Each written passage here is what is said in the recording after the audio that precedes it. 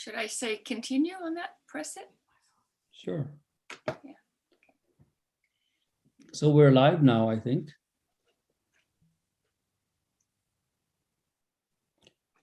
Hello, everybody. Welcome back. Welcome to our Bhaktistream event this afternoon here in the East Coast in the US and evening in Europe and other places. Vish is kindly putting extra technical things for us to get the best possible sound. So this event is a sort of an unusual and extraordinary event because there's going to be poetry reading from an amazing book recently written by one of our guests. I'll mention who they are in a moment. And then we will have conversation about the readings and some of the fascinating concepts that come out of there. And then we will conclude with a Kirtan event at the end. So the program, the conversation and the reading part would be for about an hour and 15 minutes. And this program is being recorded and also broadcast live on Facebook and YouTube at the same time. So if you're able to watch it on one of those platforms, we are going to be very excited for you to join us. So we have two amazing women on this panel. First, Sharon Gannon, founder of Jivamukti Yoga, an extraordinary writer and of many books, and also a poet. A lot of you may have discovered recently, reading her book, The Memoir of Sorts. The poems, they encompass so many different topics. It's basically about life and her own adventures in yoga, spirituality, life experience. So, and then we have Vrinda Sheth, who's joining us. First time here, I think, on the Zoom conversations. So we welcome her to the Jivamukti community. An author of extraordinary talent and caliber. The three books, the retelling of the Ramayana, the great epic Ramayana, to retell it from a slightly different perspective. So we'll hear from her about that. And I'm assuming you're going to read, Vrinda, from the recent book, The Destroyer of Sorrow, the latest book. And the trilogy is called Sita's Fire, which is a very interesting concept, actually. So we look forward to all of that. So first, it'll be Sharon Gannon's turn to read, entertain, and enlighten us. So welcome, Sharon. And then, by the way, my name is Hari Mulukutla. I'm your host for this afternoon, and I'm very grateful for the opportunity given to me. So first is Sharon Gannon Padma. Thank you, Hadi. And it is a great honor to be on the same screen with the amazing Vrinda Sheth, who I am a huge devoted fan and have read her incredible books. And so thank you, Vrinda, for joining this Jivamukti event. Truly, thank you.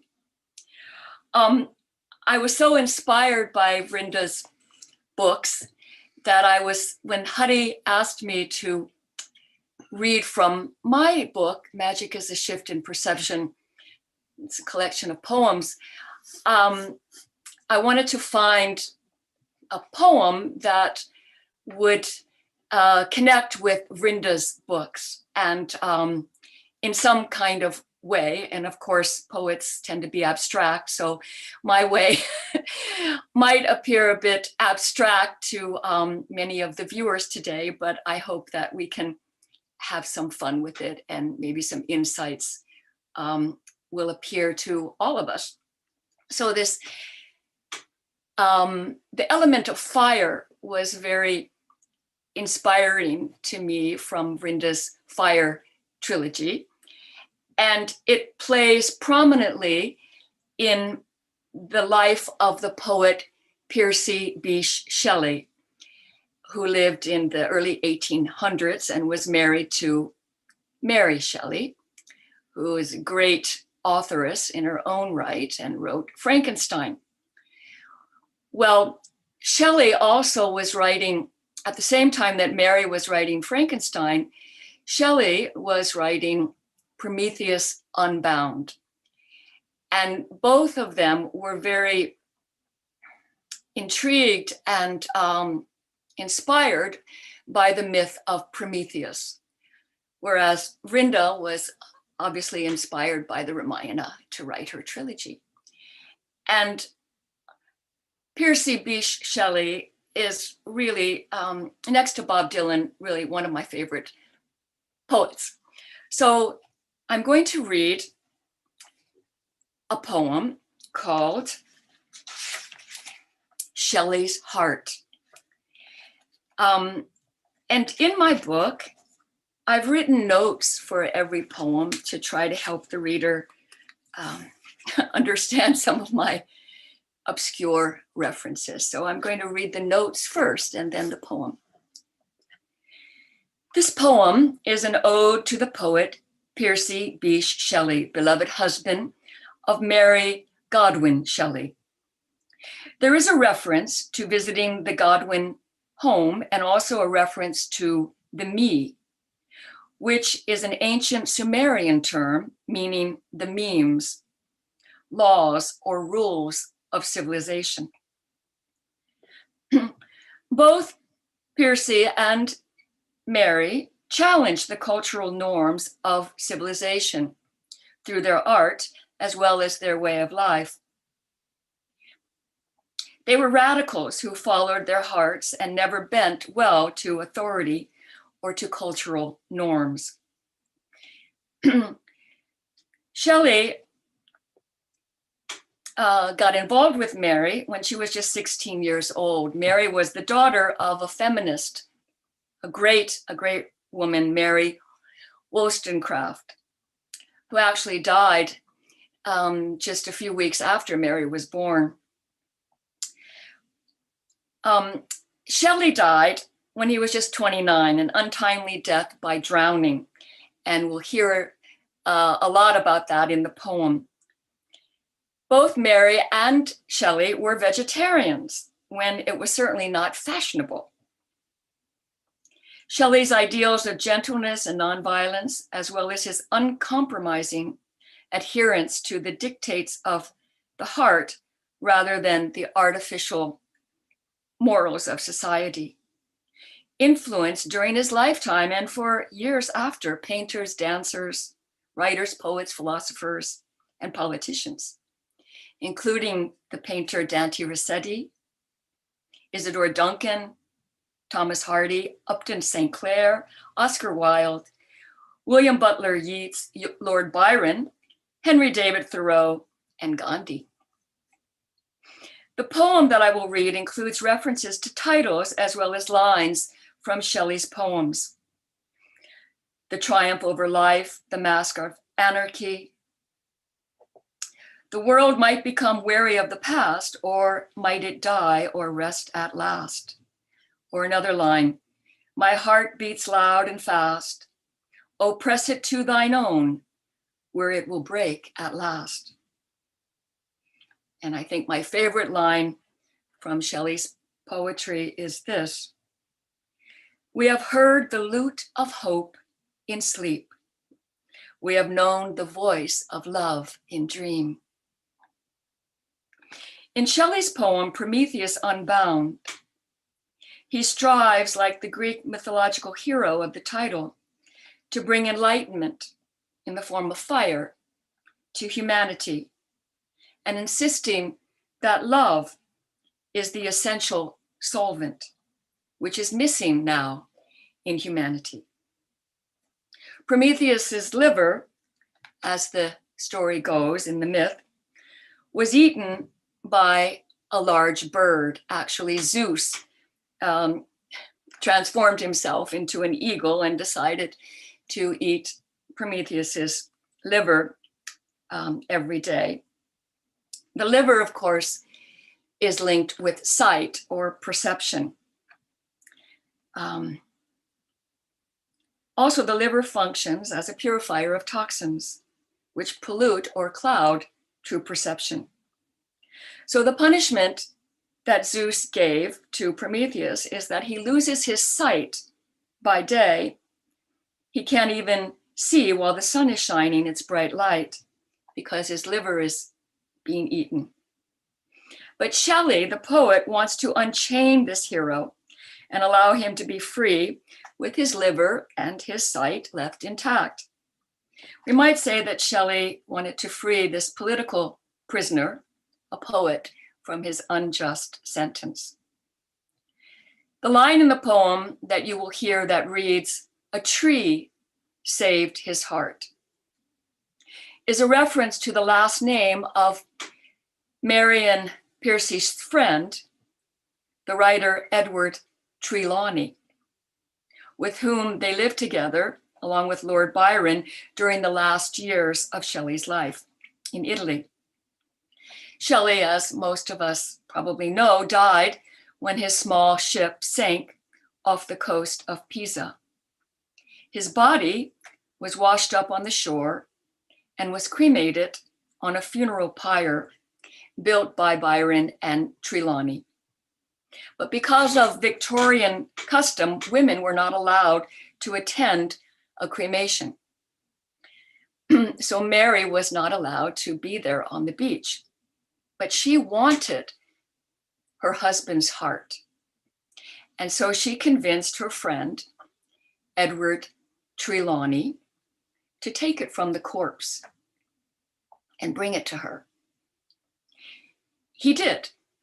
And she then kept it for the rest of her life, precious, in a box, traveled around with it.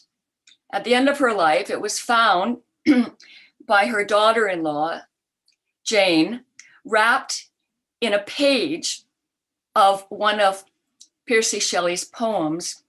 The poem was a poem to John Keats, Adontis. But afterwards, when the heart was found, then it was buried, and in a crypt in Rome. Anyway, shall I read the poem? Yes? Yes. It's always good to ask permission, After that intro, then, the viewers might decide, oh my God, yeah. But okay, some might decide, yes, read the poem. And so that's the Hindustani musicians do that on stage before they start. They ask everybody, shall I begin? And they ask sort of like a permission. So it's a cool thing to do. But we are waiting with bated breath. They lived, we see them. They are immortal now. Oh, who knows what to do and where to set the blame? The time was then, it isn't now. Let me speak of them. Let me pull some thread to help the weaving of this poem. He also liked to sew and did things like that, as well as she. He often left his wife and child alone while he visited Godwin's at home. What quest did he accept which first earned him his me? Or shall we say, first earned them for we? To triumph over life, he wore the mask of anarchy. As he sang a hymn to Pan, a lament in memory, he did resurrect fairy queen Mab, who now lives forever. A tree saved his heart from the burning pyre on the beach. What moved such an action? A will beyond reach? This large heart was kept in a box in a room where his wife sat and wrote letters from a desk with a loom. Stories are woven into tapestries of sound to infinite degree. If you pierce him then, only shall he arise from the ashes, a phoenix to be. Some will say this, while others that.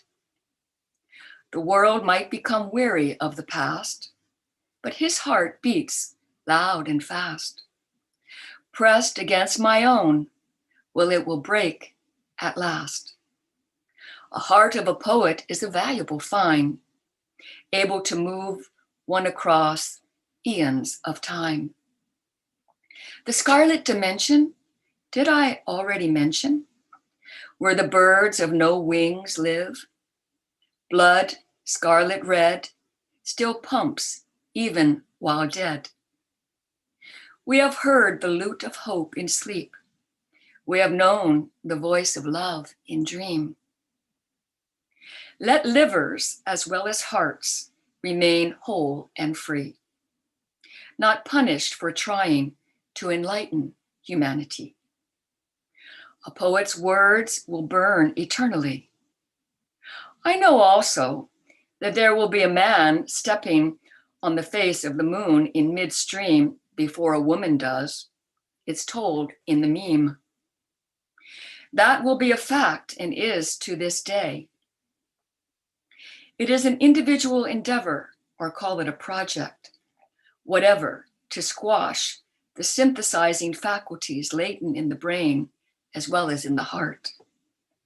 Whole civilizations have taken up this quest with mad enthusiasm. Heroes dragging the goddess along by their side, placing her in a cupboard along with the weapons and supplies. Pretending the keys are lost, which unlock the biochemical, neurological chains which have tied our brains into knots. We strive to be quiet as we have been trained, pretending that the doors have always been shut and the keys lost or stolen. This goes on, this talking of then. But we will all shut up when we step into the scarlet dimension and are greeted by the red birds who sing with no wings of unbound Prometheus and other such things.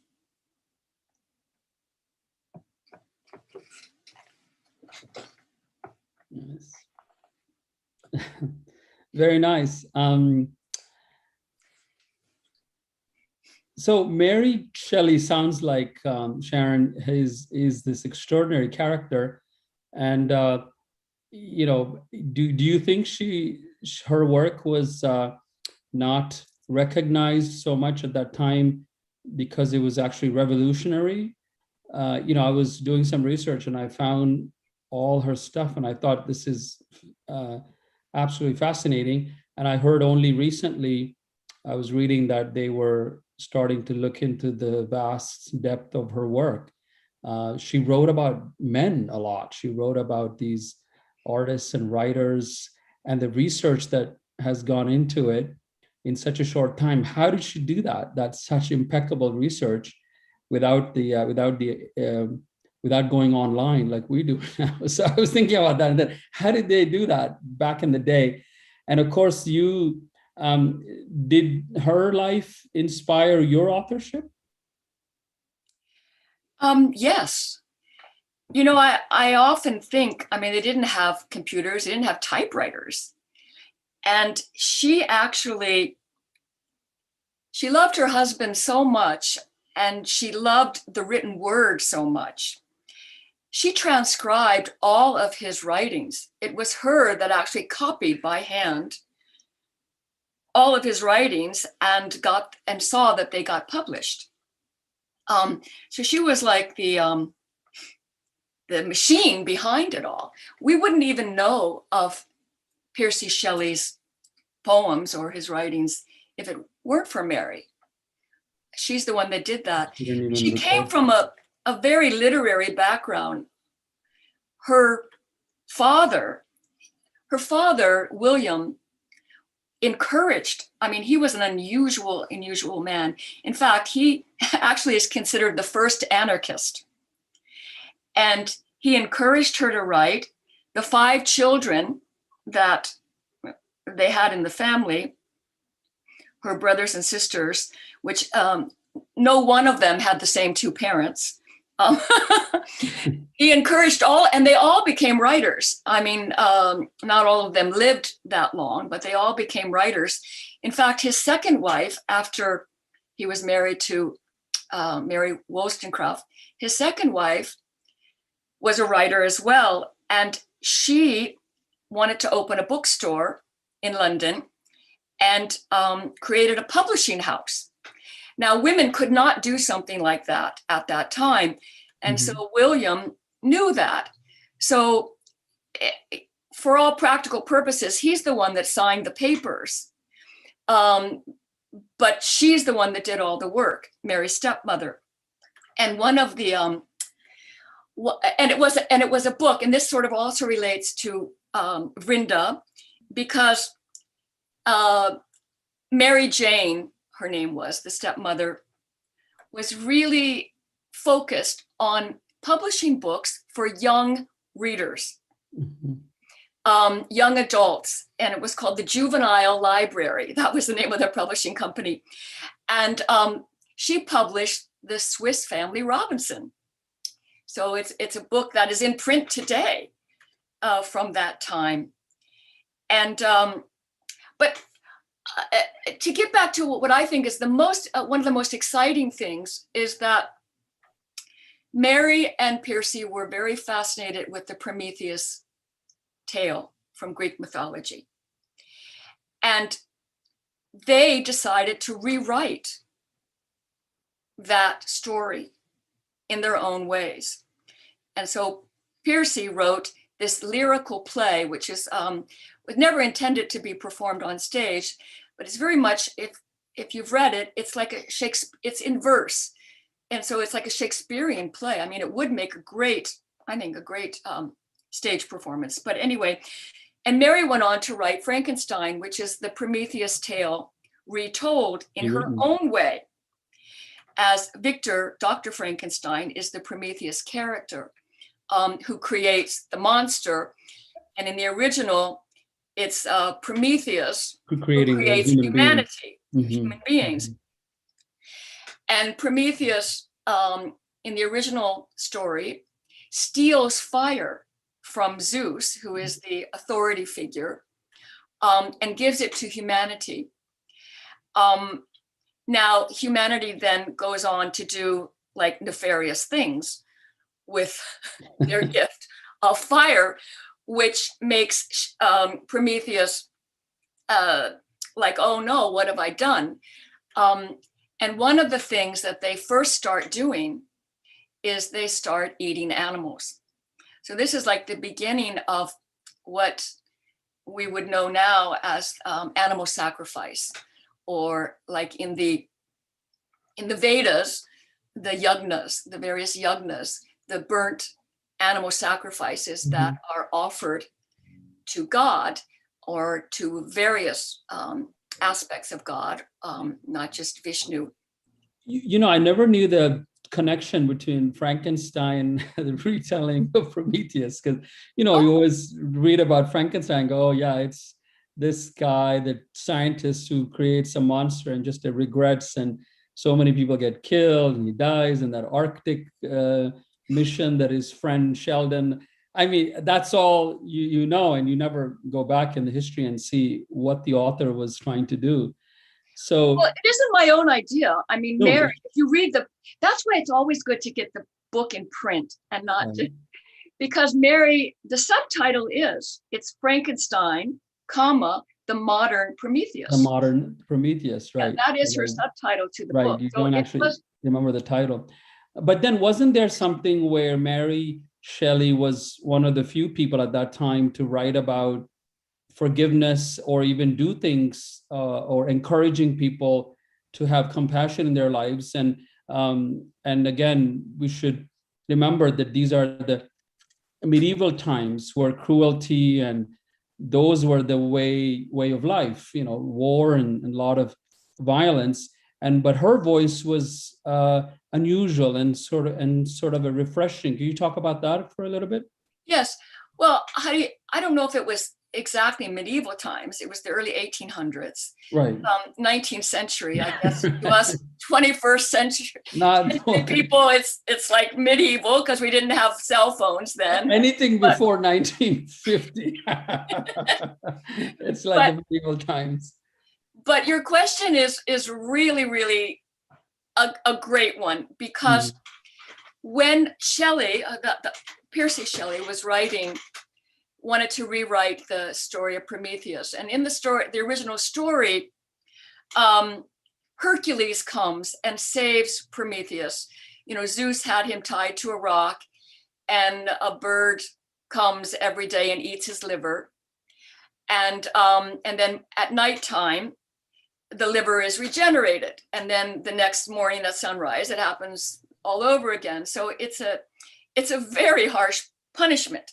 Yeah. And so he's condemned to this until Hercules comes and frees him. But Mary suggested to her husband a different way for, like, why have this strong man, Hercules, free Prometheus? Why not let a woman free him? And so her idea was that Prometheus had three friends, basically, who would stay by him during the day and try to console him while his liver was being eaten. And those three friends were sisters, and they were sea nymphs. And one of them, her name was Asia. Prometheus and Asia fall in love. And Asia actually suggests to Prometheus, don't get mad. Don't be angry. Don't think of yourself as a victim, even though, your liver is being eaten. Forgive Zeus. Try forgiveness as the magic elixir. Just try it. Mm-hmm. And he was so in love with Asia, he was like, I guess it's worth a try, And so in Shelley's play, that is what happens. And he forgives Zeus. And the power of that virtue of forgiveness frees Prometheus from being a victim. Right. He doesn't blame or complain anymore. And that was encouraged by Asia. So Asia, then, she goes to this other elemental, she's a sea nymph, so she's in close contact with many of the elemental forces. And she gets the force of earthquake, or is a volcano. It's a force of fire, actually, who lives underground in the form of this, being who's very wise, actually. And so she gets him on her side, and he shakes up the whole universe, actually, with this gigantic volcanic eruption that actually pushes Zeus out of his seat of authority in heaven. And so then Prometheus and Asia get married, and they usher in this new world, which is motivated by the power of love. And it's a golden age, and everyone is, they don't eat each other, they're vegetarians. And this was Shelley's, both of the Shelleys, Mary and Percy, their ideal of the future that they try to convey in their writings. Wow. Look, who would have known? And no, it's not, it's research is, it's like, if you in this day of WhatsApp and Facebook. Well, their writings still exist for us, and that's the power of the publishing, the printed word outlasts the author. So then Jesus comes on the scene somehow, because you have two more poems, right? You're going to read. Yes, I did want to read a poem. If the viewers and listeners are are up for it. Yeah, no, I think the connection is appropriate because between the idea of Mary Shelley being a vegetarian and talking about compassion and forgiveness, the ideals that, basically comes through the life of Jesus Christ. So, well, I mean, I think that not many people get the connection between fire being a gift from the gods and how it instigated this killing and eating of animals, which is a meme, meaning it's something that is learned.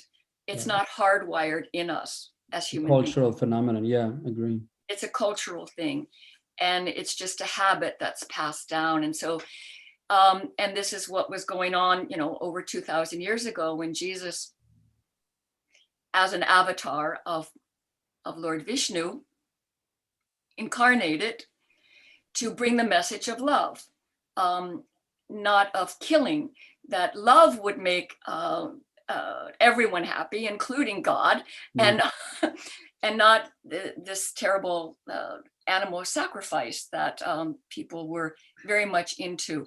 Or thinking that they would please God by doing that. Yeah. Yeah. And so I, as a Catholic schoolgirl, I often wondered, why was Jesus crucified?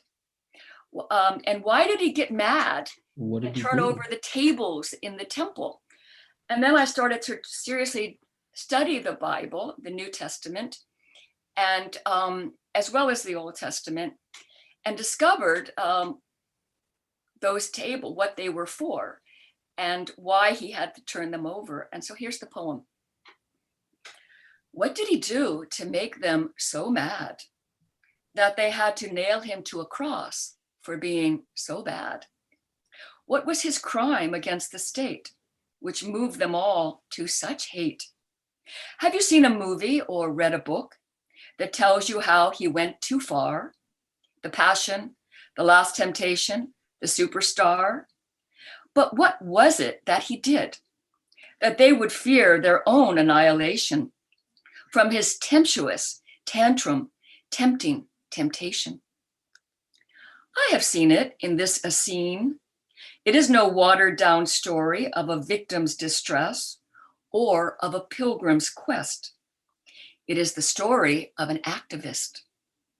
I and my Father are one. There is no difference between God and the creation. What you do to one, you do to the whole. The story's old, been told and told. Listen, Jerusalem at the time. Taxes had to be paid. Sacrifices had to be made. Money had to be changed. This Israel, see it if you will. The great temple on the hill. Even then, the walls did wail with the lust for money, tainted with the cries of the kill. Gentle mourning doves, baby goats and sheep. No fruits, no flowers accepted here. Only a bloody corpse will do. Life desecrated for a holy price. The law said you had to pay in blood and buy an animal for the sacrifice. To get the temple priest to kill your feast, you must pay in holy city currency. No foreign coins or bills accepted. Money was exchanged, animals bought and then brought up the hill, wailing to the temple door. Inside, their throats were cut. Canals flowing with innocent blood, Jerusalem, the city of the red flood. Rivers and tributaries, gutters of gore, flow from the famous temple of lore. I have seen it in this Essene, a vegetarian honoring life as the way to the divine. Thou shalt not kill no man, no ram, no more killing, no need to. The temple is within you. Do not defile it with death. Those who wield the sword shall perish by the sword. Love thy neighbor as thyself.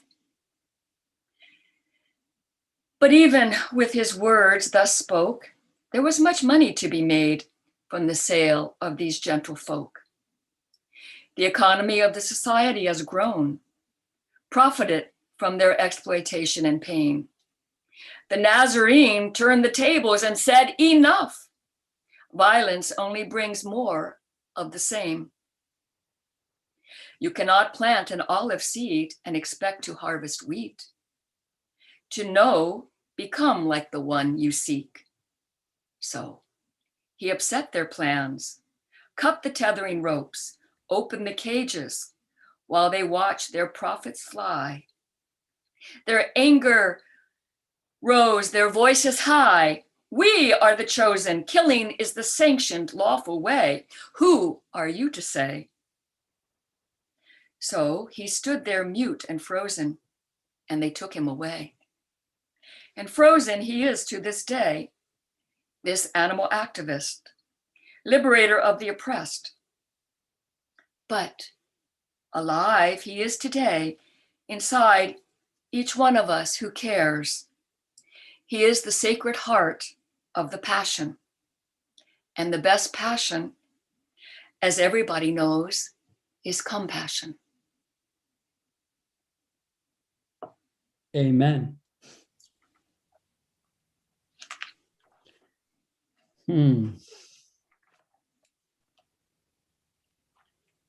But Sharon, you were mentioning, I think at some point when we spoke yesterday or this morning, I don't remember, how that Mary Shelley didn't quite, she could have realized that the life of Jesus was actually more beneficial to her own activism,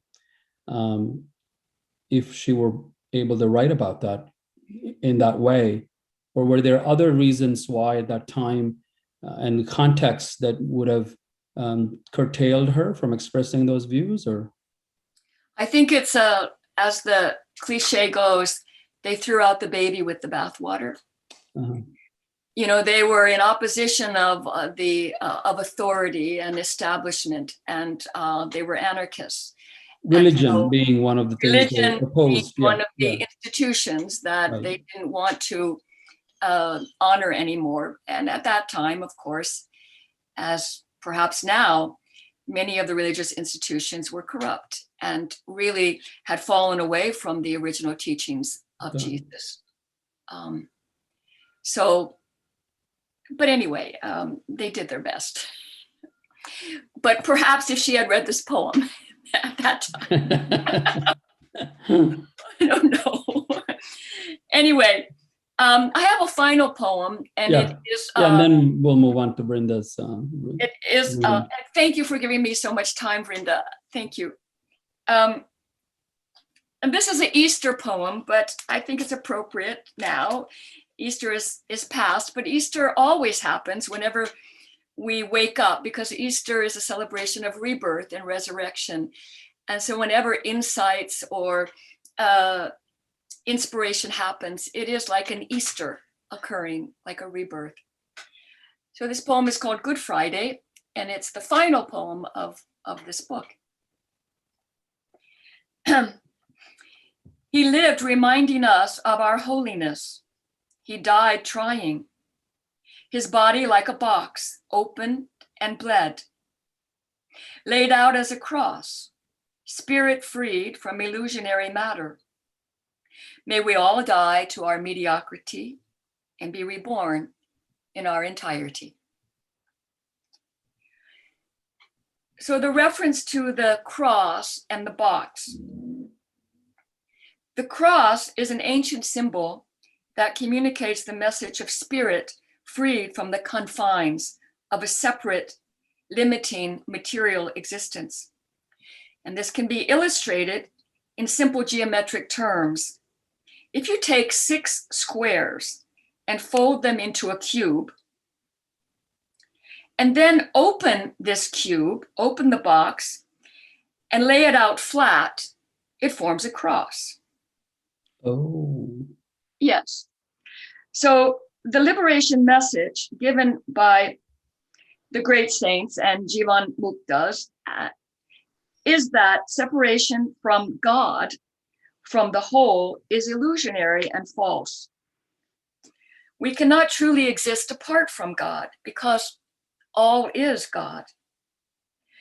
Through reuniting with our wholeness, we become holy beings. The word Christ means the christened one, the one who remembers who they are, who knows themselves as one with all that is. This remembrance is available to anyone who's willing to die to their mediocrity and think out of the box. Nice. Bravo. Look, now every time I see a cross dangling on somebody's, what chakra is this? Solar plexus chakra. I will look at it from where it came from the box. Every moment they say is a beginning of the rest of your life. If you're able to die to the ignorant past. So, hey, thank you, Sharon G, for this amazing rendition from the poet's own voice and words from your great book, Magic is a Shift in Perception. So we'll come back to you in a few, but now we will move on to the second part of the program. Again, welcome to Vrinda Sheth, right? Or Sheth? I'm sorry if I'm saying it the wrong way. Well, the American way, is the way it's spelled, but of course the Indian way is Seth. Seth, yes, Seth, of course. So you took on something, I must say very bold, the great Ramayana, the epic of Lord Rama, the incarnation of Vishnu and Sita, and the whole story and the myth and the mythology. It is such an extraordinary thing. So first of all, congratulations on taking on that. And then the books, the artwork is so beautiful. I didn't read all of them 100%, but I think it's phenomenal. Shadows of the Sun Dynasty, the Ikshvaku family that the Lord Rama and they come from, and Queen of the Elements, Destroyer of Sorrow is your recent one. I saw the trailer of Sita's Fire of the Destroyer of Sorrow, and I was like, this is a movie. It was very well done. And maybe somebody will make a film, because when I saw the Lord of the Rings, long time ago, I used to always think, oh, somebody's got to make that guy, the New Zealand guy, should make a film about the Ramayana and the Mahabharata, because the great epics have everything in them, maybe more so than the fable from the Lord of the Rings. But so you're going to read to us from Destroyer of the Sorrow. Can you set it up for us? What part of the story that this happens, or this conversation that you're going to read from? Yeah, absolutely, Hari. Yeah. But first, I just want to backtrack a little bit and comment on Sharon's, your first poem, which you kindly selected, and you sort of said, oh, it might be a little abstract, the connection that you're doing here. But for me, it was very direct and very apt, and I could just feel my mind, the explosions happening as my mind was receiving your words, and just seeing how resonant that message that you're conveying in that poem. And also it was really interesting to hear about Mary Shelley's life, but particularly in your poem, you were just saying, how it's been over time that somehow, the gods and the heroes, here they come, and then somehow the goddess is like over there somewhere, and how did this happen? It's a big mystery. And Hari, you say that it was very bold of me to approach the Ramayana, and certainly I did it with so much trepidation, because I grew up with great reverence for all these texts. So it was with a lot of trepidation that I even, quietly tiptoed into telling the story. And I really did that because my mom is the artist and she roped me in, and that's another story. But so I really came to the work with that reverence. But once I arrived in the world of the Ramayana, then it's exactly the reality that Sharon was conveying. You know, suddenly I'm standing in there and my beloved, you know, Ram, Lakshman, Hanuman, all these heroes that I loved and grew up with, and then suddenly, you know, the discovery, okay, but wait, where is Sita? Where is Kaikeyi? Where is even Kaushalya, Ram's mother? Where are all the female characters? You know, and that's a question that I feel anyone who actually reads the original text will have to come away with. You know, okay, wait, I was expecting to hear more about Sita in this story. I was expecting to hear more about the female characters, and the original texts and even many of the subsequent retellings just haven't had enough about the women, and that is the mystery that we have to unpack today. And you know, that's where my prayer comes in, that I really am in this prayer to Sita, the goddess, bringing her perspective to us to the best of my ability. And so in Destroyer of Sorrow, my final book, I finally, you know, it took me about 2.5 books to get into that mood and feel like, have the courage to even approach her as a goddess, as a woman, as a survivor, as a wife. I mean, there are so many archetypes and so many moods wrapped up in the figure of Sita. And just before I begin reading, another point that I've been meditating on is a lot of people who know the Ramayana, they really love Hanuman, and they pray to Hanuman, and Hanuman is so beloved. And the reason for that is that Hanuman is flawless. I mean, he's the ultimate best friend, selfless, does everything right. I mean, you can read the text and you cannot find a single flaw in him. So he's just easy to love. Now, the same is actually true for Sita. If you look at her character, her demeanor, her words, her comportment under crisis, because of course, when we're under crisis, some of our more intense character traits can easily come out, you know, when we're being under pressure. And so under the most intense pressure, her demeanor and her character is still flawless. But then why is it a little harder to love her? Why is it harder to celebrate her? And it's because there's just her life is also shrouded in tragedy. It's more difficult to approach her life because there are so many kind of challenging and difficult episodes that you first have to digest in order to, you know, fully see her. And so the chapter that I'm going to read to you, what I really focused on in Destroyer of Sorrow, is her time in captivity.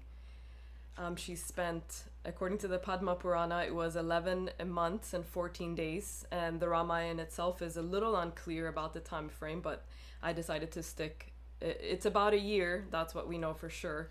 And so I stuck to it being 11 months and 14 days that she was held captive by... In Lanka? Was that in Lanka? Yes, by, you know, the most intrusive forces that you can imagine. And I feel like it's particularly timely, or something that we can relate to very much now, that many of us have been, you know, in isolation, captive to our own minds. You know, a lot of us have had to spend time indoors just with ourselves, and, you know, just that has been very, very intense for us as a global people. And so this was Sita's experience, being pulled away from everything that she knew, that she loved.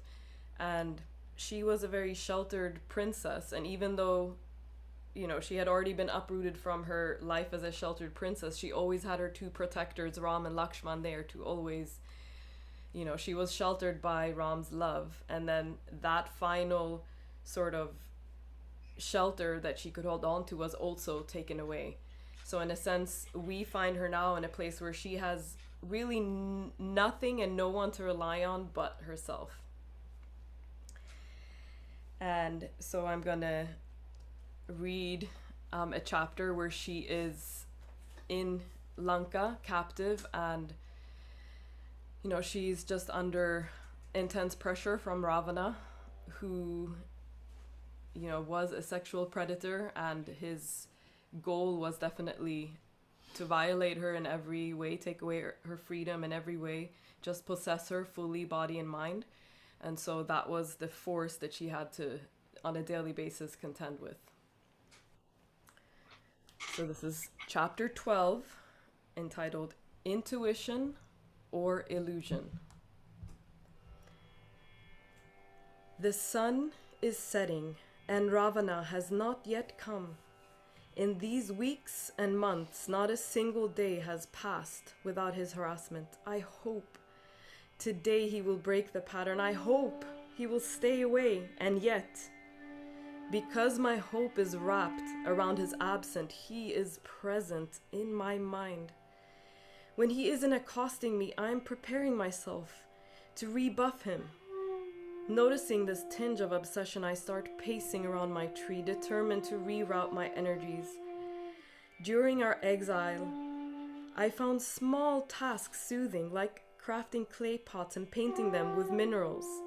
I decide to gather flowers for an offering to the 30 gods. I hum as I work, keeping my mind on the flowers and fragrances. I imagine that I'm in Panchavati and that Ram is just a glance away. My bouquet grows beautifully, but I cannot resist the pink and blue lotuses I see floating in the pond. As my feet touch the water, I remember that on the first day of our exile, my feet swelled with heat, unaccustomed to walking, prickled by thorns. Ram carried me to a pond, pulling out the thorns and ministering to my feet. How loved and cherished he always made me feel. I wade deeper into the pond. Though the sun has almost set, sweat trickles down my neck, the wind plays with my hair, and the muddy bottom is squishy between my toes. The water feels wonderfully cool as I submerge myself completely. When my head goes under, startled fish swim away. I savor the complete hush under the surface. I come up for air next to a fully bloomed pink lotus. Bees buzz around us. The petals are perfectly shaped and pinkish. I inhale the sweet fragrance of the lotus and look up to see the sun disappear. The day is over and Ravan has not yet visited. The make-believe is over. I'm suddenly anxious and I scan the forest. He must be on his way here. The guards linger on the banks. The pond ripples from my movements. With my luck, Ravana will appear just as I reach the shore. If I emerge from the water now, my garment will be like a second skin. The way he looks at me is chilling enough. I cannot bear to have him see me like this. The water that was a refreshing friend, aiding my fantasy, becomes another prison. My feet are rooted into the mud. A cold breeze rushes through the tree crowns. The water grows cold around me. The fish swim closer, nibbling at my skin. I feel sheltered by the water, no matter how chilly it is. Suddenly angry at myself, I splash to the bank and rise from the water. I will not let fear dictate my entire life. The night breeze makes goose pimples all over my body. My cloth clings to me. I gather my hair into my hands and wring the water from it, twisting it around and around. I am just about to do the same with my garment when I hear that voice. Ravana barely finishes uttering my name and I've flung myself back into the pond. The water embraces me with its coolness. If only I could stay below the surface with the fish and lotus stalks. When I come up for air, Ravana sits at the shore, dipping his feet into the pond. He has removed his silk shawl. The guards are nowhere in sight. I hate how helpless I feel. Please, I say, through chattering teeth, please, go away. That's no way to say you've secretly missed me all day. Words are meaningless, but the sooner he gets what he's come for, the sooner he will leave. What do you want? I ask, without a single inflection. You, he says, and gets into the water.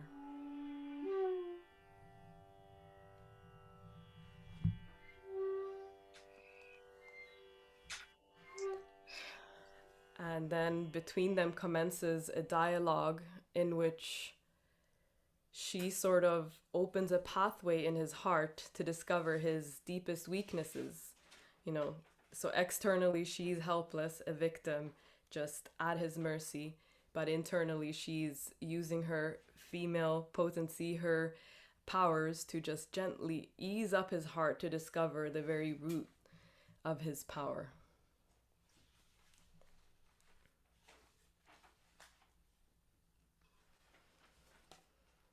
Wow. It's extraordinary. It's very intense also, obviously, because of the situation that Sita Devi is in. Sita Devi, isn't she the sort of incarnation of Mother Earth? Earth, right? I mean, she's known as Ionija, born of no womb, and of course Bhumija, born from the earth. So she's more considered usually, an incarnation of Lakshmi Devi, and then the earth goddess being her mother. So I mean, there's a very, very close connection, but not necessarily an incarnation of Bhumi. But so I kind of look at all the scriptures.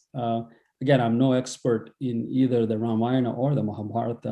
I love the stories, and I see the pattern. The guys always screw up, and the powerful spiritual energy of the female goddess comes to ultimately save the world. Of course, I understand the idea of God, Vishnu incarnating as Rama, and I mean the whole idea of Sita being the damsel in the distress archetype, which is problematic in one way. In a way, this is the age of retelling and questioning, which really opens up a lot of questions about our own life. I mean, the reason I asked you about the earth portion of Sita Devi's form is because I see parallels in how we destroy the earth now, and mostly men who are sitting in oil companies, or I don't know, all of the other things. And then we're seeing the drastic effects of climate change and all that. So that was a thought that came to me. But yes, on that note, do you mind? Sorry, I don't want no, to go, please. Another, I wanted to share another part from this book, and I was blessed by Dr. Vandana Shiva wrote the foreword.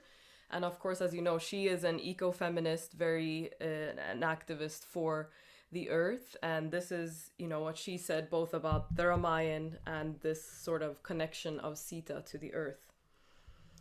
And I just love this. So Vrinda brings out the agency of Sita in protecting herself, her integrity, and her autonomy while held captive by Ravan.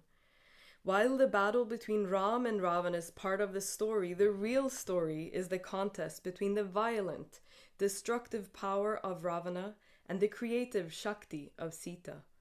Sita breaks many molds that define women as the passive, helpless second sex.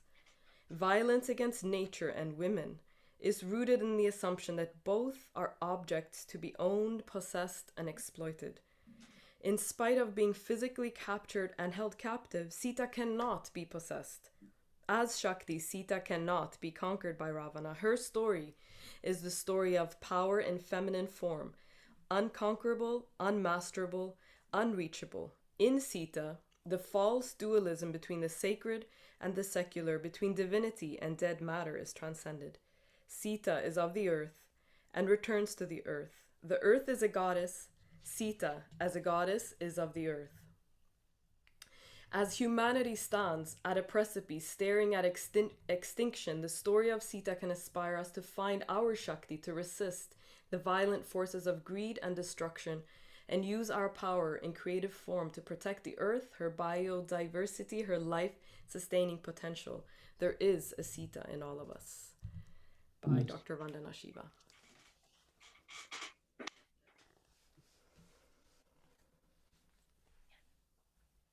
Well, that made me speechless. So Sharon, I want to ask you, what and how did you understand the Ramayana when you heard this story for the first time?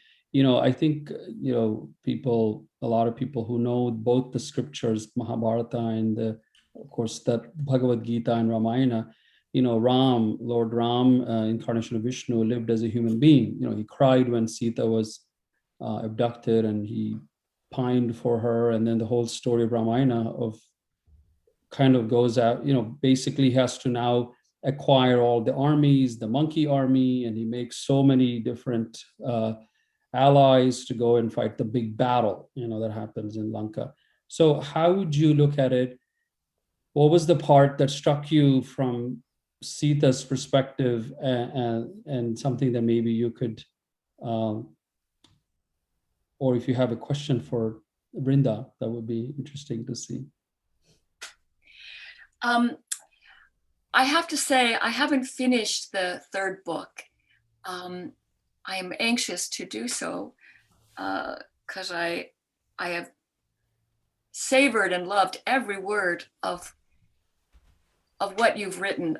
It is such an important contribution. It is hugely important in a literary sense and in a spiritual sense. And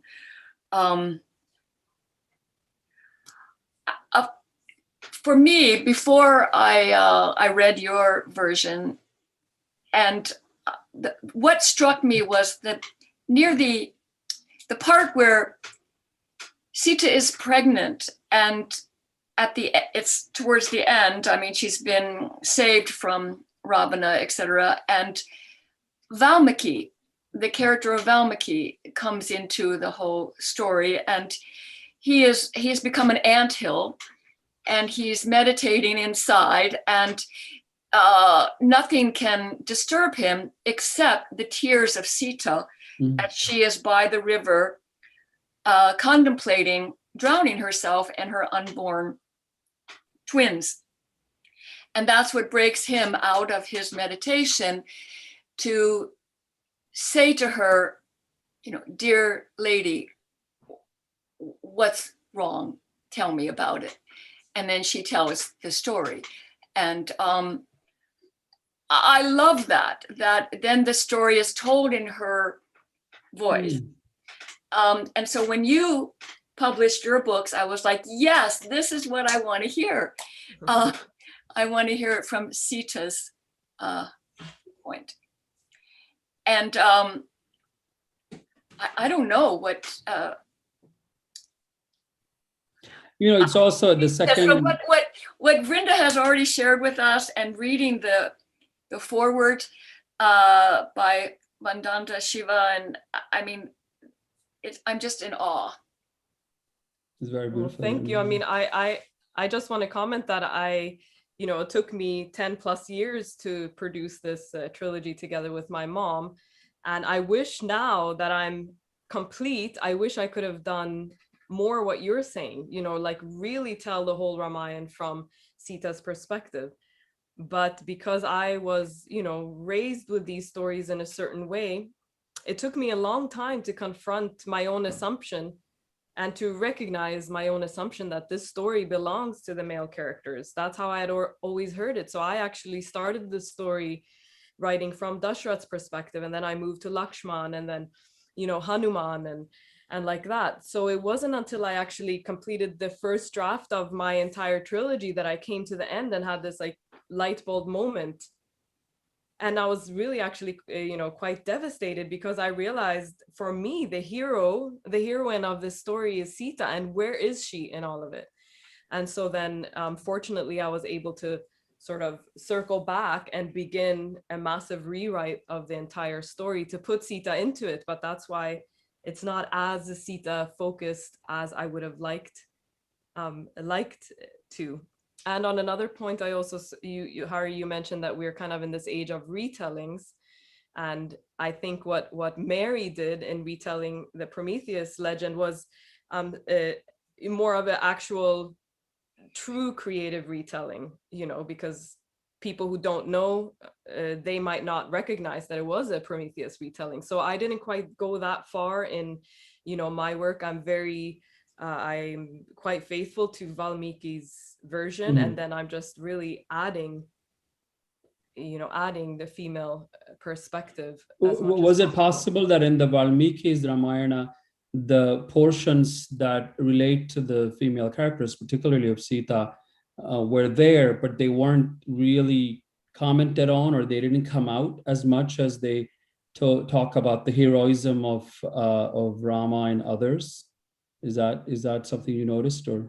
It's very possible. I mean, Dr. Clarissa Pinkola Estes, who wrote Women Who Run with Wolves, which I love, which is about fairy tales. Right. And she says that all fairy tales sort of, or all these ancient stories that are transmitted down to us over time, they all only contain sort of the bones of the story. So what we are getting is just the bare skeleton. So any clue, so the fact that Sita does speak, though it's a little bit, she is there, though it's been reduced. So, the bones are there. And from that, we know, I mean, there was a full life, a full breathing, powerful force there. And, Course, yeah. We can only guess at, okay, why, which is, you were also sort of just in the guesswork in your poem. Why did this happen? Why did they take the key and lock it and throw it away and then, sort of be, I don't know where the key is, or this door is locked, and it's to the detriment of us as a people, as a global people, to it, to remain in imbalance. We need to bring that balance. Well, that is so insightful, the bones, the bare bones. And I think that's what Patanjali is actually, with his terse statements, he's giving us the bare bones of yoga. And that's why there are reams and reams, thousands of commentaries over the ages. And depending on the time that the commentator is living, the message is colored. And it's made relevant, because ata means now. So it means this is a living scripture that's relevant to your life now. But as you said, Vrinda, you're the one that has to make it relevant. You take the bare bones and you have to fill in all the other parts. And it has to be relevant. It has to make sense. It has to be pertinent to what's going on right now, the challenges that all of us are dealing with now. Yes. I must confess that I never really was a big fan of the Ramayana. I hated the story because it's so tragic and injustice at all levels, and the bird being killed, and Rama, who's supposed to be God. Why did he question his wife because somebody was commenting on the street and made her go through fire to prove herself? And I thought it was all disgusting. But it's a sign of the times. At that time, they wrote it like that. Was it historical? Did it actually happen? I don't know. It opens up a whole Pandora's box in terms of those great epics.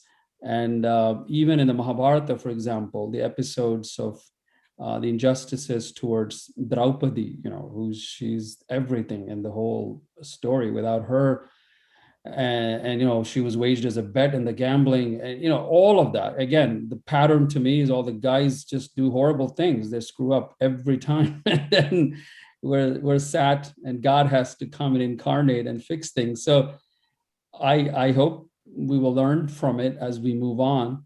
But I also think, because we're in this bhakti realm, bhakti, love of God, beyond any of the physical manifestation of gender and other conflicts that are always going to be there. I want to be there, which is sort of a segue to say that we have a kirtan soon.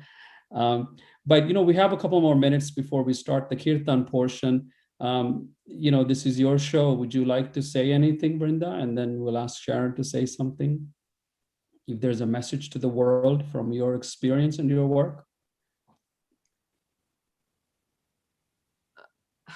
Well, I see that the Ramayana carries many lessons, and depending on where you look in the story, and depending on your own mood, there are so many lessons that can be extrapolated. It's a very rich text, whether you take it as a literary text or a devotional text. It kind of holds up either way.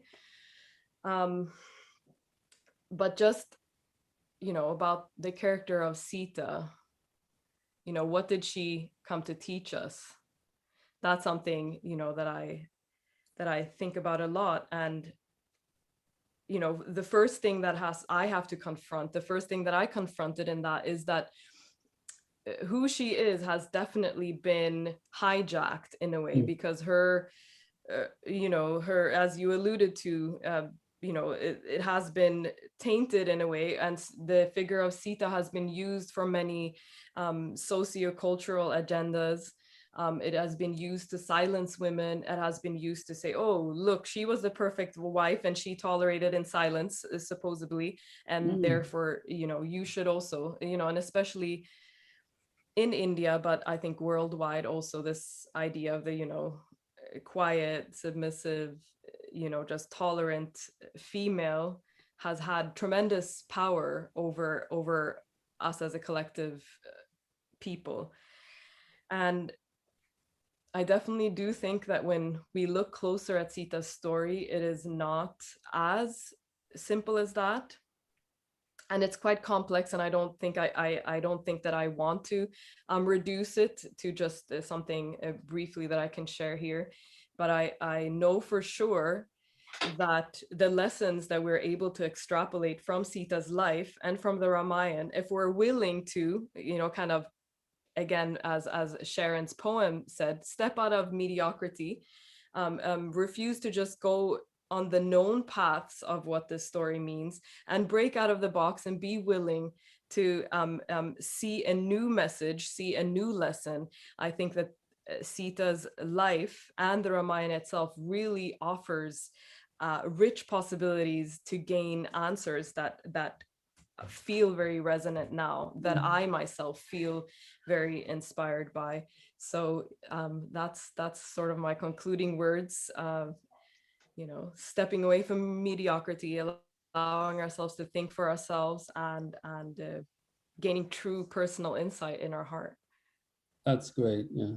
Thank you. That's wonderful. Thank you for that, because that really helps me, I'm sure a lot of people, to take this in the perspective that we need to not to accept what was said and just compromise our own values, because we know how we feel in our heart. And I think we should go with that and not take anything for granted. So Padmaji, I just want to hear is a surprise visit by my mom. She's oh, the author. wow, She's wow. the one who painted all of Oh, this, the artist and she's really the one who made me do it. And I like to joke, since I'm such a submissive daughter, I accepted her order and did it. But I just thought I would introduce all the Jivan Mukti friends and family to, this is my mother, Anna Johansson, a 30 or 40 year long Bhakti yoga practitioner. 40. Hi, Anna. Welcome 40. to our program, guest appearance. Yeah. That's always cool. They say that behind every successful young woman author, there stands a towering mother, inspiring and doing everything. So, okay, one concluding for a sentence from Sharonji, and then we'll move on to the Kirtan portion. I just want to agree with Vrinda about history, that this idea of, well, did it really happen? How did it really happen? I want to know the facts. History or her story, I think it's our story. And that, because time is really an illusion, that everything is happening all at once, truly. And that actually, I think God gave us time so that everything doesn't happen all at once, that we can kind of like sort it out and find our place in it. And finding our place in time and space is really about telling stories. That is how we do it. And so everything is true. If you can imagine it, you can see it, you can feel it, there's truth there. And to argue that it isn't exactly according to fact and that so-and-so didn't intend this, that they intended something else, and that at that time they couldn't possibly think this way, and so you're wrong. It's all irrelevant. So what? That's good. Can we as artists, can we as yogis, can we as writers, singers, musicians, can we bring something of kindness and love into our lives and the lives of others? That is really the most important question. Great. So artistic liberty, great. I don't know if it was you or someone who said it, it was important to be loving than to be right all the time. Who wants to be right all the time? It's tiring. Yes. Yes. Thank you for that. Hey, Jai Shri Krishna, Sharon ji, thank you very much for coming. So the Kirtan is next, but before you go away, our next broadcast for Charter for Change conversation about climate change and marine life is with Captain Paul Watson and Sharon Gannon on June 25th. And so that's coming. You'll see it on your social media. We're going to have a conversation continuing our series after we talked about the great film Seaspiracy, about the craziest stuff that's happening in the oceans and the simple answers to that. So we'll have that conversation June 25th, 1 p.m. Eastern Time, 7 p.m. Central Time, Central European Time. So, so the next segment is Kirtan. So Sharon and I will log off and we'll watch it on Facebook or YouTube. And Caroline, thank you for organizing this. As always, you're fantastic. We are very grateful to you for doing all the technical and everything behind the scenes, but you are right in front of my eyes every moment when we are here. So, Jai Shri Krishna, Kalau Sankirtana Deva Muktihi, as it says in the Bhagavatam. Jai Shri Krishna. Thank you, Vrinda, and thank you for also offering Kirtan as an added dessert to this program. Okay. So, hey everybody, I'm Vish, Visvambhar, and we're going to set up a little differently for the next segment, which is Kirtan. So if you would just bear with us for a second, we're gonna move things around just slightly so we can get to our instruments and share Kirtan with all of you. My name is Visvambhar. This is, of course, Vrinda. You've heard from Vrinda and my mother-in-law, Vrinda's mother, Annapurna. This is the team that is going to share Kirtan with you for the next half an hour, 45 minutes or so. And let me just reset up here. So I'm going to mute for a second, reset up, and we will continue.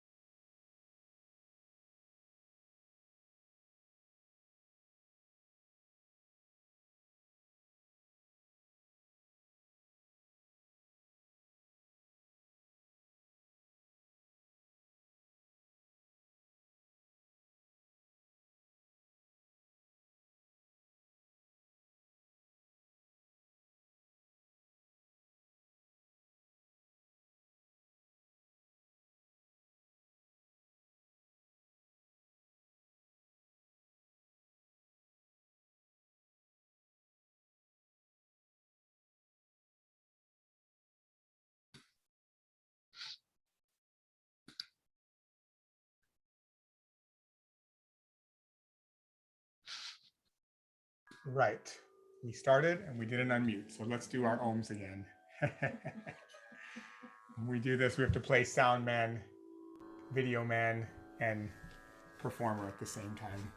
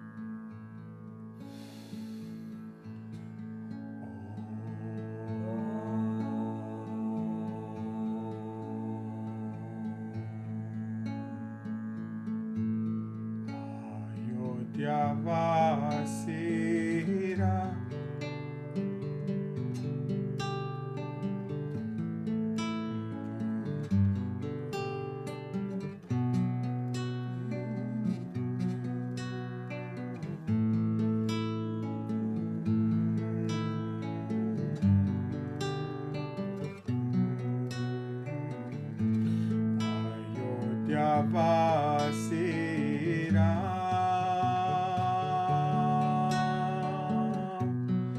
Ram Ram Dasharath Nandana Ram Ram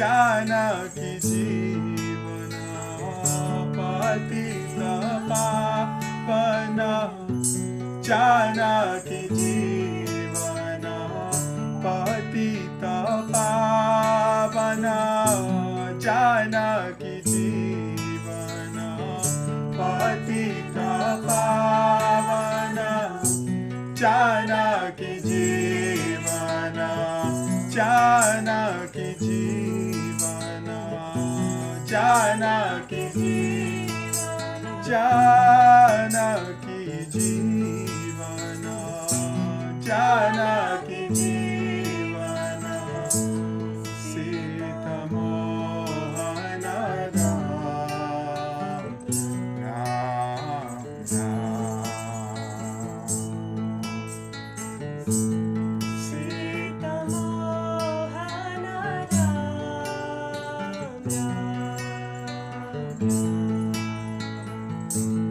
Oh Sita Mohana Ram Ram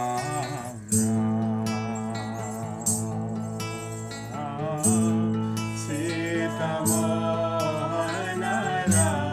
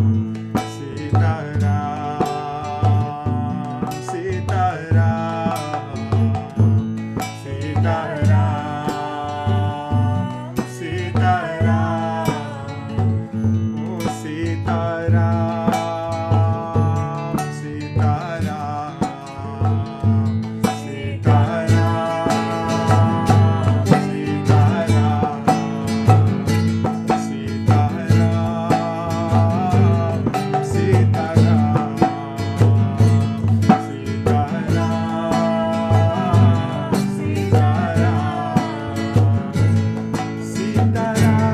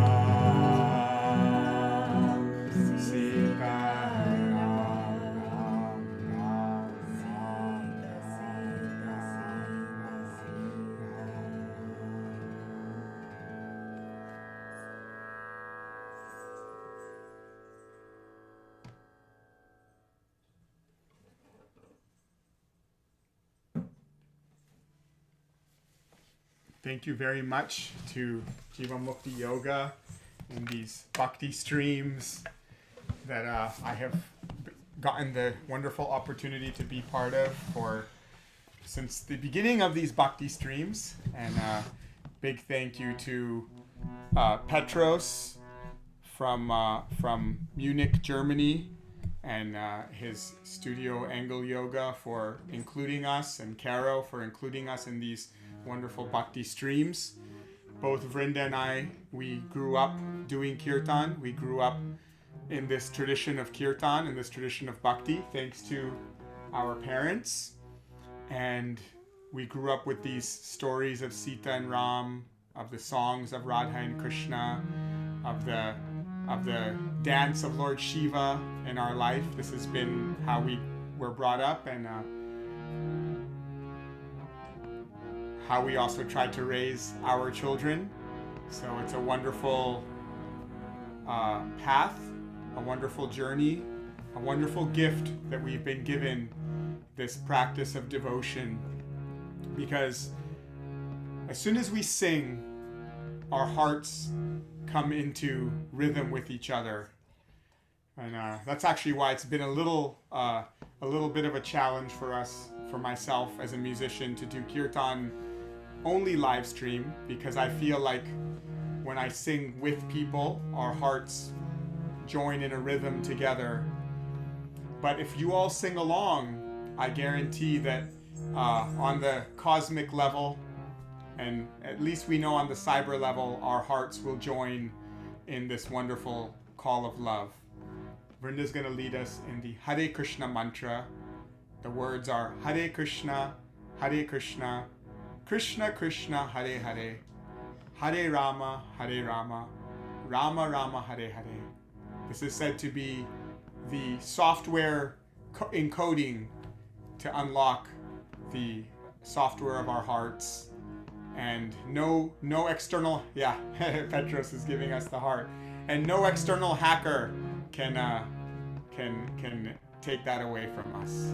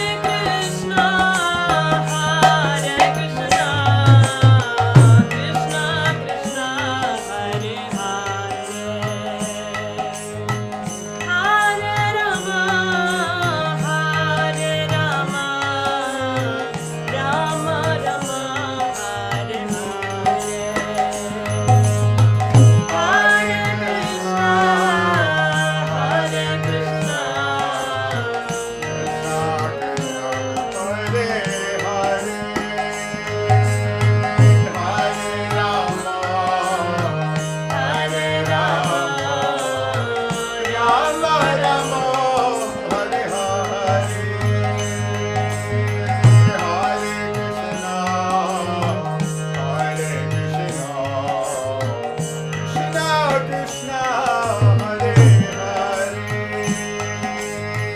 Hare Rama, Hare Rama, Rama Rama, Hare Hare,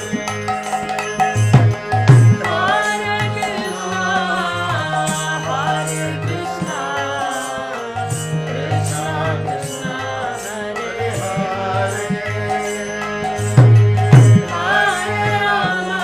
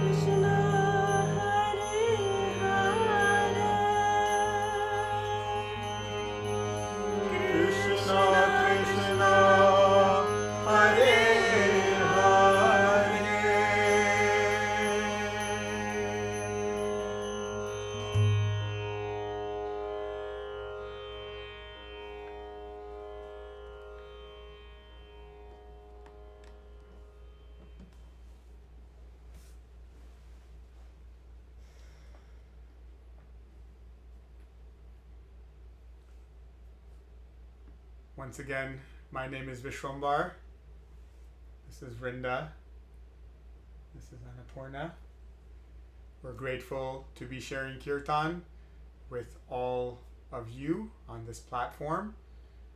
And if you're, I'm sure that they've already mentioned this, but Sita, the discussion earlier was about Sita's Fire, which Vrinda is the author and Annapurna is the illustrator. So if you'd like to order those, you can go to sitasfire.com and you can order those books online. And you can find my music mainly through my Kirtan group, Mayapuris. That's Mayapuris, Mayapuris.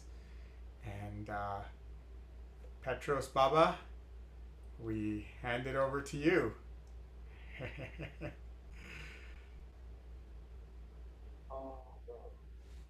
you hear me?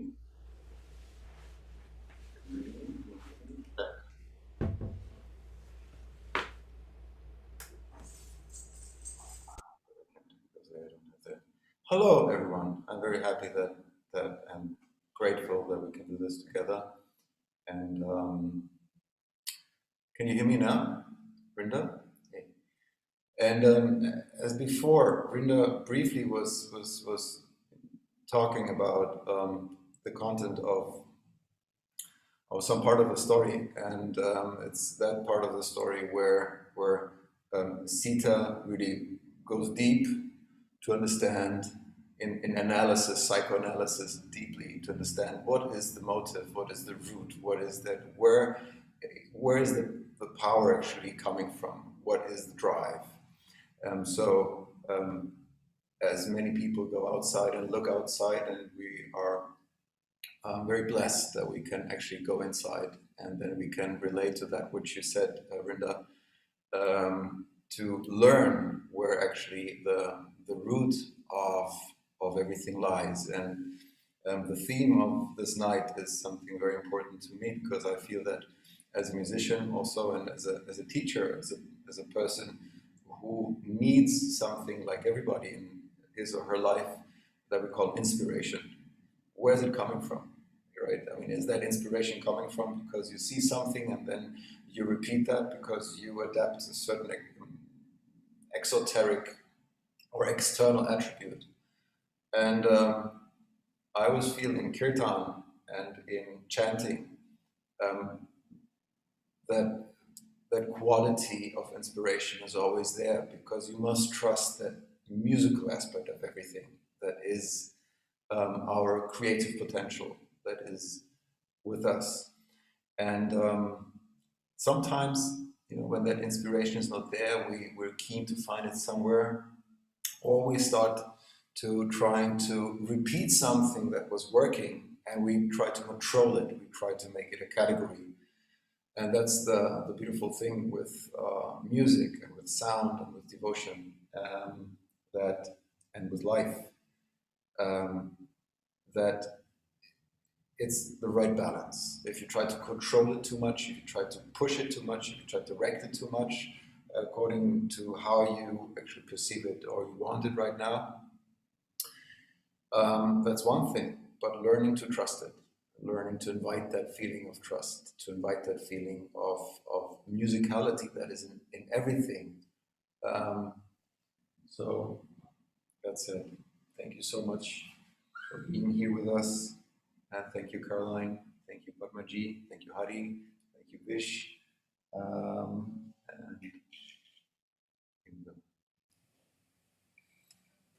So, as I want to trust that, musical inspiration, I didn't make big plans, because I want to offer this exactly to that which is not sure. You can't hold her. She sits on the tip of your tongue, right?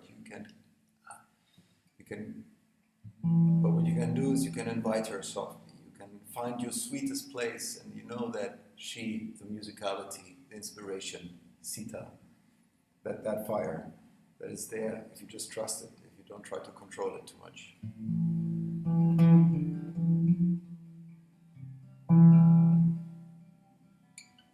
Hey, Baba, in any case the sound is not so nice, then you just kind of like let me know, okay, by hand.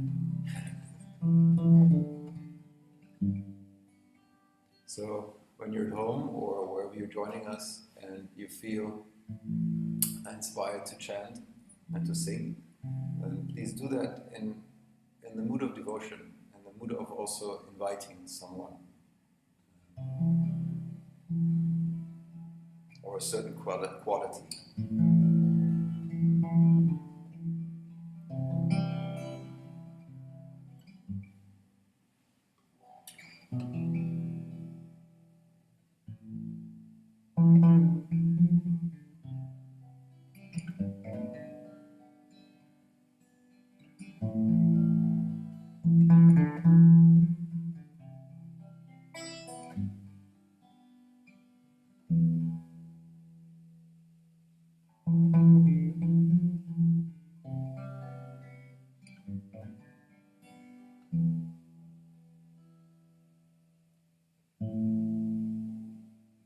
Jai Sita, Jaya Sita, Sitaram. Jai Sita, Jaya Sita, Jai Sitaram. Jaya Sita, Jaya Sita, Sitaram. Jaya Sita, Jaya Sita, Sitaram. Jai Sita, Jai Sita, Sitaram. Jai Sita, oh Jai Sita, Sitaram.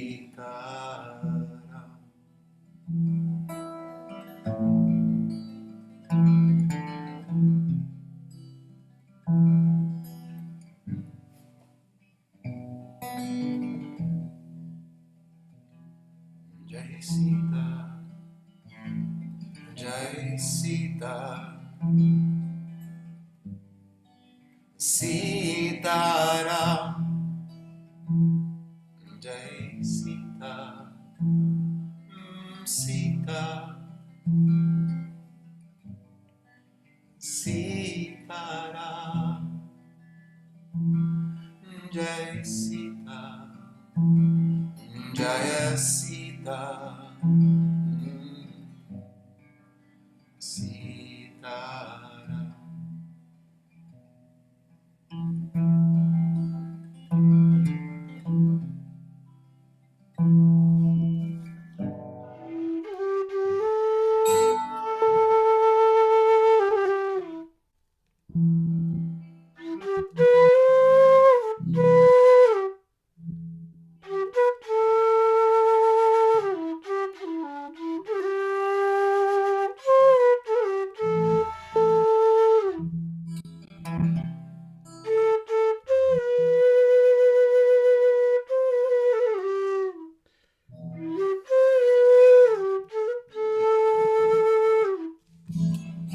Jai Sita,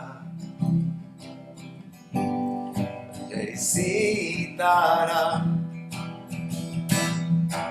Sita, oh Bolo Sita, Sitaram. Sita, Bolo Sita,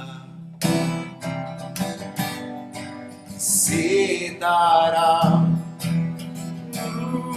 Oh Sita, Bolo Sita, oh Sitaram. Sita, Jaya Sita, Sitaram.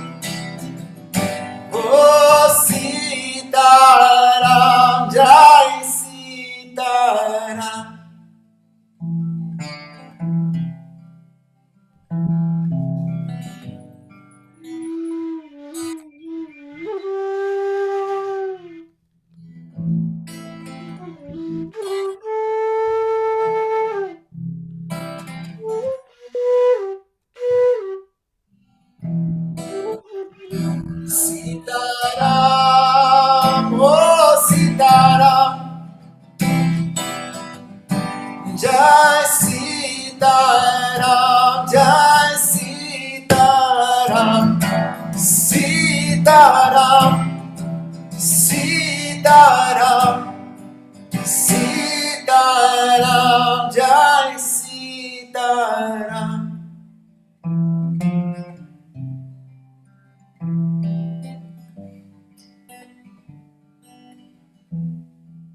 So when we warmly invite, and without any attempt to control or put any demand, any desire to what that form should be, how it should feel like. You look for inspiration, you look for that inspiration that you know it works, but then trust it, maybe something very completely different the next moment. And this is how she moves, this is how she's always fluid, this is how she's always changing, this is how she is the only way that, as Padma said,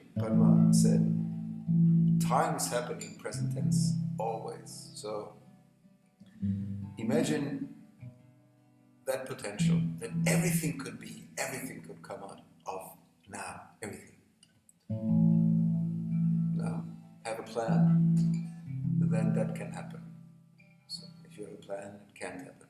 And if you trust, then maybe at some point the awareness of that inspiration and present tense is always there, everywhere, available as a gift. That's her. Sita, Sita, Sitaram, Bolo Sita, Jaya Sita, Sitaram, Jaya Sita, Jaya Sita, Sitaram, Jaya Sita, Jaya Sita, Sitaram, oh Sitaram.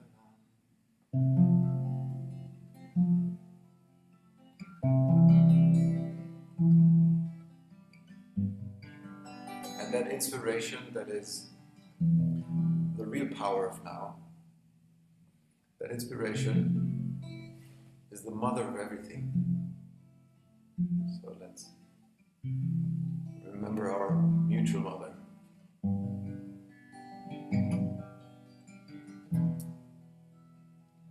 Jaya Jaganambe Mata Baba Jai Jaganambe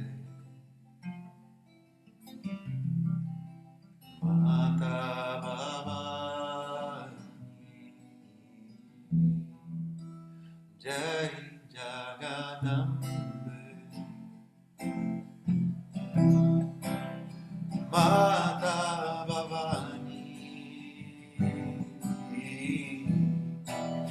Jai Jagadambe Mata Bhavani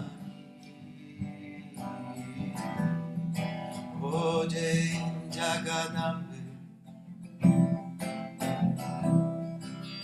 Mata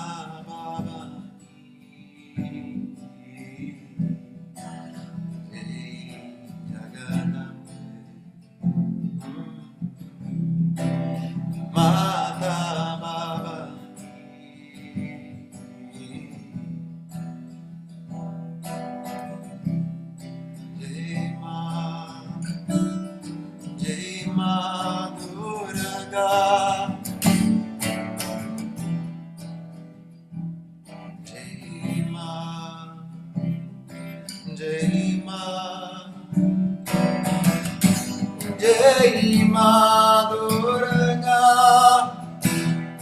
Jai Ma, Jai Ma, Jai Ma Durga, Jai Ma, Jai Ma, Jai Ma Durga, Jai Ma Durga.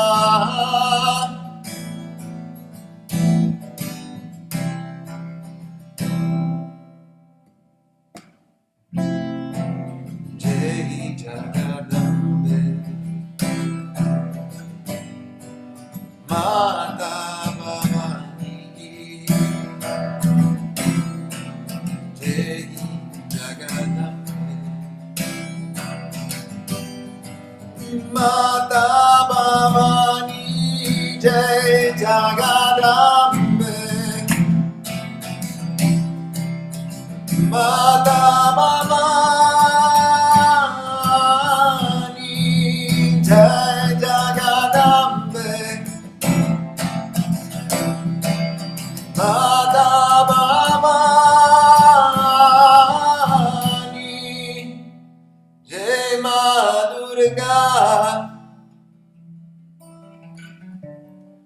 Jai Ma Durga.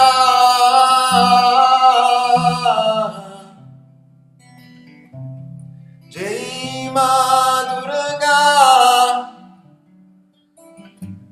Jai Ma Durga. Jai Ma. Jai Ma Durga.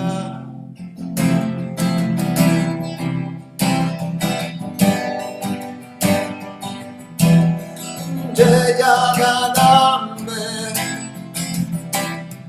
Mata Bhavani.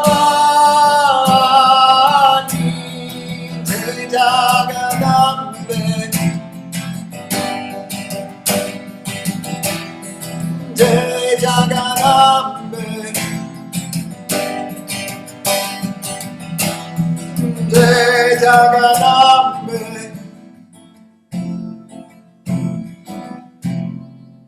Mata Bhavani.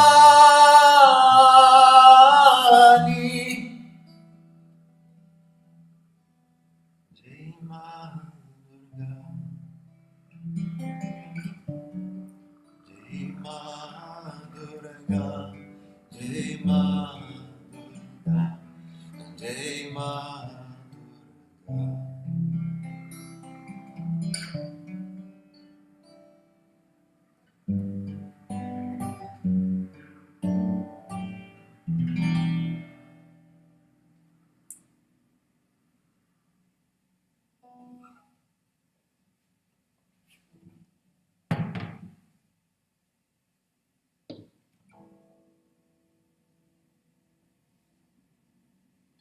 So,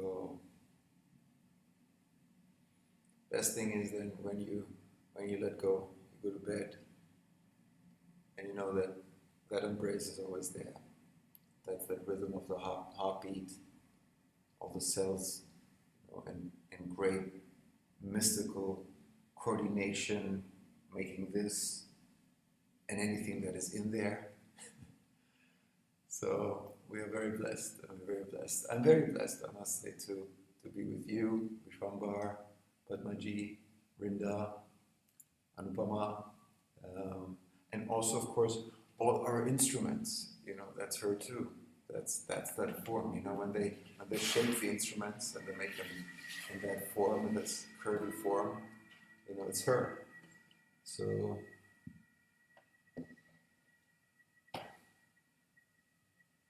Hey, if you want, also everybody, feel invited. We have a weekly satsang on beautiful topics. Usually we kind of drift off a topic a little bit, then we go back on a topic every Sunday.